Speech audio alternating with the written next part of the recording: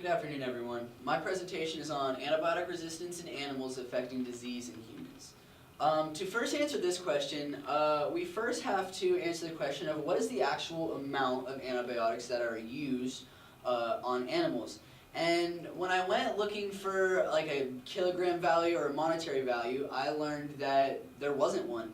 And this is for several reasons. The antibiotics that are produced for both animals and humans alike.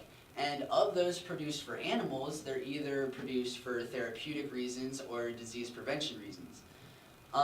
This wouldn't really be a problem. However, the regulations behind the paper trail of antibiotics varies extremely country to country.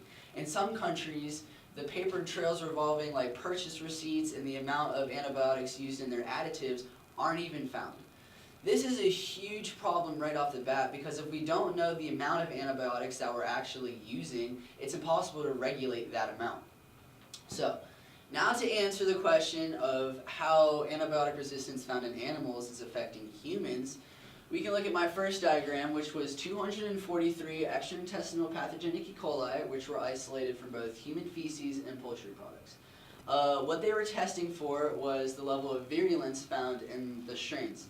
Virulence was pertaining to the levels of pathogenicity of them.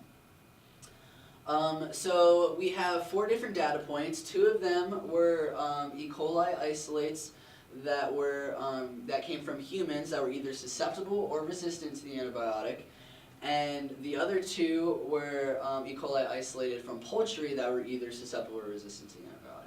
So right off the bat, we can see a very similar trend in the E. coli isolated from humans that were resistant to antibiotics, and both of those found in poultry. This would leave investigators to believe that the E. coli that were resistant to antibiotics that were found in humans were actually derived from that of the E. coli found in poultry. So, this leads me into my second diagram, which is a phylogenetic tree of the E. coli isolates.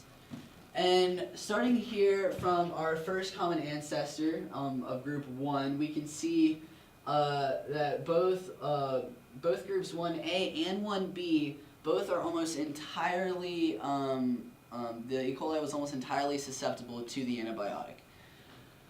When we move down into the second common ancestor between groups 2 and 3, when we look at 2A, we can see mostly susceptibility to the antibiotics found in humans. But when we look at 2B, we can see that we see a slight change in susceptibility where some of the E. coli that were isolated were starting to be resistant. By the time we get down to group 3, 3A shows only a small amount of susceptibility and a very large amount of antibiotic resistance for both humans and poultry alike.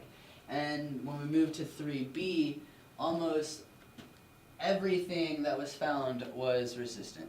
So this is extremely alarming because if we continue to follow this trend of resistance, eventually we're not going to have antibiotics to combat these E. coli, which are responsible for several diseases in the microflora.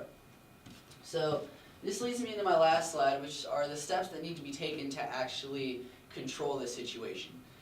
The first thing that needs to be done is there needs to be tighter global regulation on the actual paper trail for antibiotics produced for both animals and humans alike.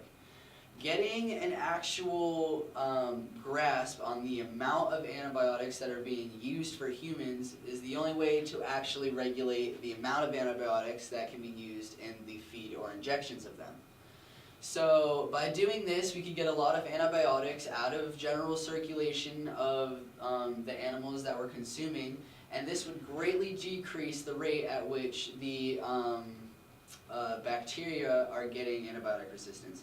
And of course, because we live on Earth and everything is evolving and there's no way to get around it, we have to continue finding new antibiotics to combat the constant evolution of future diseases.